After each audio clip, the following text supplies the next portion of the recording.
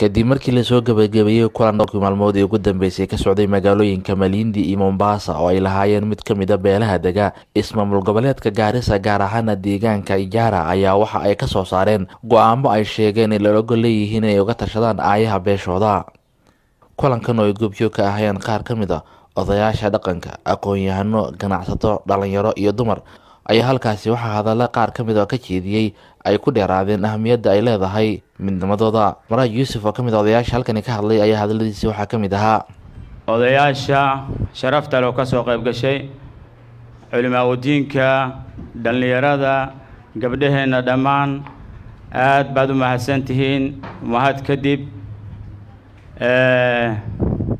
hadal badan ma dhihi kari, diyaarna hadda uma nihin wixii hadli lahayn waan soo marnay. maasha Allah, beesha waxay soo martay fadhi badan iyo tashi badan oo ka soo bilowday markii uu dambeysay Malindi 2 maalin ka qabsoomay, kadib Mombasa u soo gudubtay beesha Mombasa, markaa haddana shirki 2 maalin ka socday, maantana ay tahay gabagabadii guul iyo midnimo iyo isku xirnaansho iyo muwaafaqa inaan insha Allah aan hayno sidaan u xoojin jirnay, sidii nagula ogaa, sida fiicneed biidnillaahi. Cabdullaahi Barre oo ku hadlay afka dhalinyarada ayaa waxa uu sheegay inay tahay muhiim in la tixgeliyo odayaasha dhaqanka ee beesha iyo go'aamada iyagu ay gaaraan.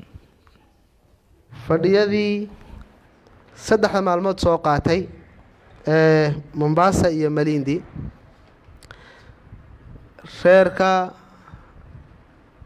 reerkaas in la yiraahdo inuu asaga fadhiga u lahaa, walaalaha la dhashay reerkaas inuu dhan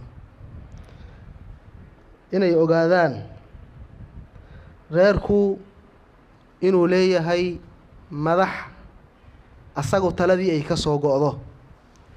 duqeyda inoo hadlaysa, kuwa kaloo inaga maqan dhammaantood waxaana habboon in qof walba waxa uu yahay lagu ixtiraamo. ixtiraamkana dadka wada keeni kara ama kala geyni kara. gabagabadii kulankan ayaa Cabdi Maxamuud Jaqlane oo halkani ka akhrinayay bayaan ay sida jir u soo saareen odayaasha shirkani ku yeeshay magaalooyinka Mombasa iyo Malindi ayaa waxa ugu muhiimsanaa in bisha soo socota ee November ay 27kooda ay kulan ballaaran ay ku qaban doonaan deegaanka Masalani ee ismaamul goboleedka Garissa, kaasi oo ay sheegeen in ay qodobo muhiim ay ka soo saari doonaan. beesha reer Qaasin ee shirka uga socday 3 maalmood labada magaalo ee kala ah Malindi iyo Mombasa waxay u mahad celinayaan dhammaan shakhsiyaadkii iyo qoysaskii oo boqoraaden ee hiilka iyo hooga la garab taagnaa reer Qaasin inay helaan kursiga MB-ga Ijara. kulanka reer Qaasin wuxuu mudeeyay kulan ballaaran oo uu reer Qaasin isugu imanayo inuu kaga tashado aayihiisa mustaqbal siyaasadeed. taariikhdu marka ay tahay 27 November 2021 iyo 28 November 2021, goobta uu shirku ka dhacayana waa Masalani haddii alla idmo. Maxamed Cabdi Bootaan, warbaahinta Star, magaalada Mombasa.